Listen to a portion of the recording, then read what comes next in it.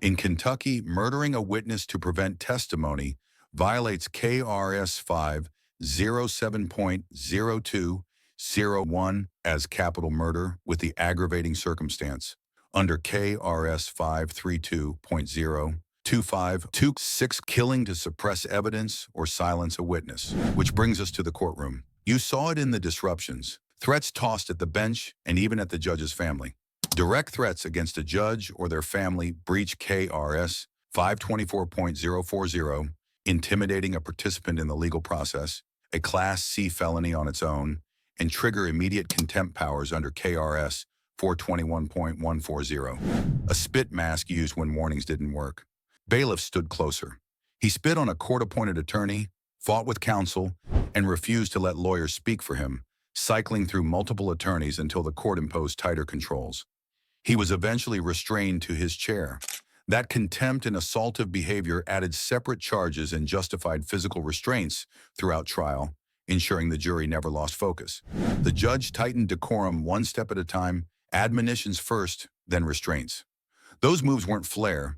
They were safeguards designed to keep testimony moving. If you can unsettle the room, you can stall the process. That's the play. The court didn't let it land. Grooming is the quiet architecture behind that leverage. In plain terms, it's a pattern. Offer validation, control access, then make both scarce. The scarcity builds dependency. When Rhodes put himself at the center, music videos, props, curated attention, it created a funnel. If he alone decides who gets time and status, he also decides who gets cut off. That's power over decisions, not just people. Speaking of evidence, interrogations from Anwan Carter and Jackery Taylor came into focus. They cooperated. Carter was 15, Taylor 17, both minors who were manipulated and then folded into the case. Plea agreements entered the record. Prosecutors used their statements to map who gave orders and who carried them out. That's a standard tactic in a conspiracy-style case.